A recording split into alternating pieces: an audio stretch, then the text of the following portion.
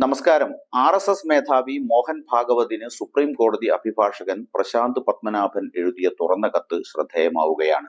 സാമുദായിക സൗഹാർദ്ദത്തിന്റെ ആവശ്യകത ഊന്നിപ്പറയുന്ന നിങ്ങളുടെ സമീപകാല പ്രസ്താവന വായിച്ചപ്പോൾ മനസ്സിന് സന്തോഷം തോന്നി എന്ന് പറഞ്ഞുകൊണ്ടാണ് കത്ത് ആരംഭിക്കുന്നത്. നിസ്സംശയമായും ഭാരതത്തിന്റെ ശക്തി അവളുടെ എല്ലാം ഉൾക്കൊള്ളുന്ന സ്വഭാവമാണ്. സമൃദ്ധമായ ഉയർത്തെഴുന്നേൽക്കുന്ന ഇന്ത്യയിൽ ജീവിക്കാൻ ആഗ്രഹിക്കുന്ന എല്ലാവരുടെയും കൈകൾ പിടിച്ചു വേണം യാത്ര. തികഞ്ഞ അവിശ്വാസത്തിന്റെയും നിരാശയുടെയും അന്തരീക്ഷത്തിൽ നിങ്ങൾ ആ പ്രതീക്ഷയെ പുനരുജ്ജീവിപ്പിച്ചു എന്നൊക്കെ പറഞ്ഞാണ് കത്ത് പുരോഗമിക്കുന്നത്.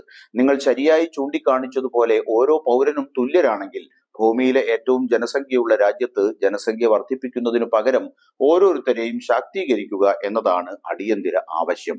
എന്നാൽ ഇങ്ങനെയൊരു കത്ത് ഇപ്പോൾ എന്തിനാണ് എന്ന് പറയുന്ന വിശദീകരണം ഇതാണ്. 2 വർഷം മുമ്പ് നിങ്ങളെ കണ്ടതിന് ശേഷം മുൻ മുഖ്യ തെരഞ്ഞെടുപ്പ് കമ്മീഷണർ SY ഖുറേഷി ചൂണ്ടിക്കാണിച്ചതിന് സമാനമായ കാരണങ്ങളാണ് ഇതിന് പിന്നിൽ ഉള്ളത്.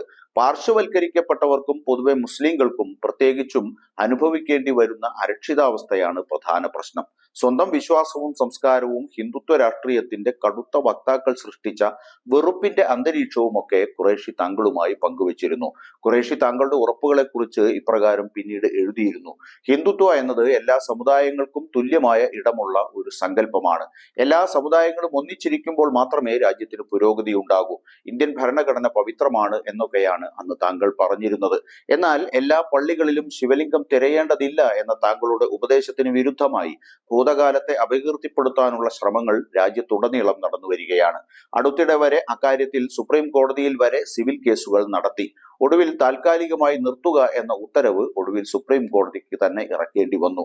ഈ മഹത്തായ രാഷ്ട്രത്തിന്റെ തെക്കേ അറ്റത്ത് നിന്നുള്ള ഒരു പൗരൻ എന്ന നിലയിൽ കേന്ദ്ര ഗവൺമെന്റിന്റെ നയങ്ങൾ ഈ ബഹുസംസ്കാരമുള്ള ബഹുവിശ്വാസമുള്ള ഭൂമിയിലെ ഏറ്റവും വൈവിധ്യമാർന്ന ഈ രാജ്യത്തിന്റെ സ്വതസിദ്ധമായ സംസ്കാരമായി ഹിന്ദുത്വയെ കണക്കാക്കുമ്പോൾ ഞാൻ വളരെയധികം ആശങ്കാകുലനായിരുന്നു.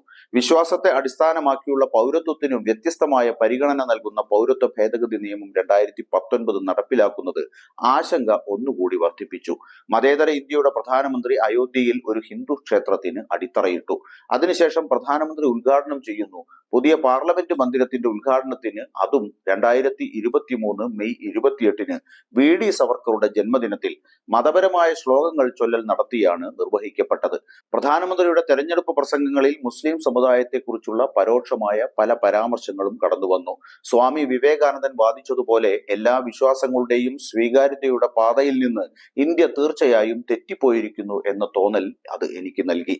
അയോധ്യ ക്ഷേത്ര ഉദ്ഘാടന വേളയിൽ പ്രധാനമന്ത്രി ടെലിവിഷൻ സംപ്രേഷണം ചെയ്ത പ്രസംഗത്തിൽ സുപ്രീം കോടതിയുടെ അതേ വിധിയുടെ ഫലമായി മുസ്ലിങ്ങൾ നിർമ്മിക്കുന്ന പള്ളിയെക്കുറിച്ച് പരാമർശിച്ചിട്ടില്ലെന്ന് നിങ്ങൾ ദയയോടെ ഓർക്കുന്നുണ്ടാകും.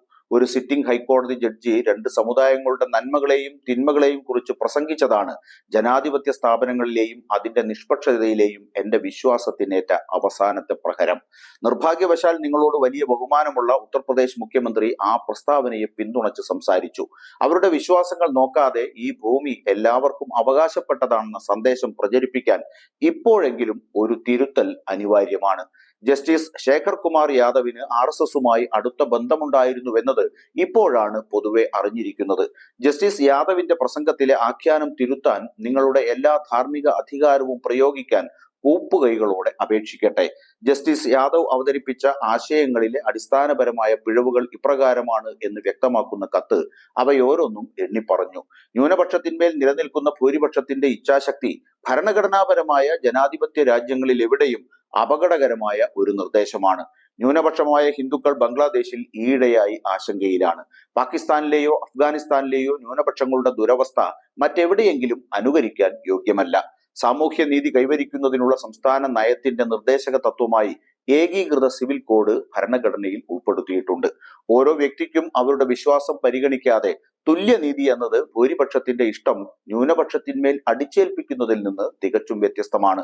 ഹിന്ദു നിയമങ്ങളുടെ ഗുണങ്ങൾ ജഡ്ജി അഭിമാനപൂർവ്വം വിവരിച്ചിട്ടുണ്ടെങ്കിലും BR അംബേദ്കർ ഹിന്ദു നിയമങ്ങൾ ക്രോഡീകരിക്കാൻ ശ്രമിച്ച ഒരു സമയത്ത് ഹിന്ദു യാഥാസ്ഥിതികത്വത്തിൽ നിന്ന് കടുത്ത പ്രതിരോധം നേരിട്ടുവെന്ന വസ്തുത അദ്ദേഹം സൗകര്യപൂർവ്വം മറന്നു. ഓരോ പൗരനെയും സംരക്ഷിക്കുന്നതിലും ആ പ്രക്രിയയിൽ ഏറ്റവും ദുർബലരായ ദളിതർക്കും ആദിവാസികൾക്കും സ്ത്രീകൾക്കും ന്യൂനപക്ഷങ്ങൾക്കും മതപരവും ഭാഷാപരവും വംശീയവുമായ ആവശ്യമായ പ്രത്യേക പരിചരണം നൽകുന്നതിൽ ജുഡീഷ്യറിയുടെ പങ്ക് അദ്ദേഹം മറന്നു. നിങ്ങൾ അടുത്തിടെ നിർദ്ദേശിച്ചതുപോലെ ഈ മഹത്തായ രാജ്യത്തിലെ എല്ലാവരും തുല്യരാണ്, തുല്യ ബഹുമാനത്തിന് അർഹരാണ്. ഭാഷ കൊണ്ട് മലയാളം, സംസ്കാരമാവട്ടെ ദ്രാവിഡൻ എന്ന നിലയിൽ ഞാനും ന്യൂനപക്ഷവും ഈ മഹത്തായ രാഷ്ട്രത്തിന്റെ തുല്യ ഭാഗമാണെന്ന് തോന്നുന്നു. കാരണം ഈ ജനാധിപത്യത്തിൽ നമ്മൾ എല്ലാവരും തുല്യ പങ്കാളികളായി കണക്കാക്കപ്പെടുന്നു. ഭരണഘടന തുല്യ പരിഗണനയും വിവേചന രാഹിത്യവും ഉറപ്പു നൽകുന്നു. സാംസ്കാരിക പൈതൃകത്തിന്റെ കോണിൽ നിന്ന് നോക്കിയാൽ പോലും വ്യത്യസ്ത വിശ്വാസങ്ങൾ പ്രകടിപ്പിക്കുന്ന ആളുകൾക്കിടയിൽ ഒരു വ്യത്യാസവും ഉണ്ടാകില്ല.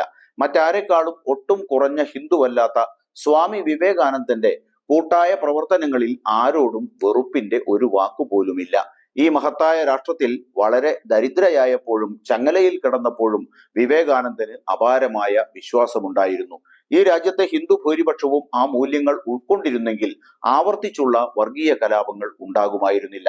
സ്വാധീനമുള്ള ഒരു ഹിന്ദു സംഘടനയുടെ തലവനായ താങ്കളിൽ നിന്ന് സാമുദായിക സൗഹാർദ്ദത്തിനായുള്ള ആഹ്വാനമാണ് ഈ സമയത്ത് സംഭവിക്കാവുന്ന ഏറ്റവും നല്ല കാര്യം. പാളം തെറ്റുമ്പോഴെല്ലാം ഈ സാമുദായിക സൗഹാർദ്ദത്തിന്റെ സന്ദേശം ആവർത്തിക്കണമെന്നും നിങ്ങളുടെ എല്ലാ അനുയായികളും ആ ഉപദേശം ശ്രദ്ധിക്കുമെന്നും ഞാൻ ആഗ്രഹിക്കുന്നു. സാമുദായിക സൗഹാർദ്ദം മാത്രമേ സമാധാനപരമായ സഹവർത്തിത്വം ഉറപ്പു നൽകൂ.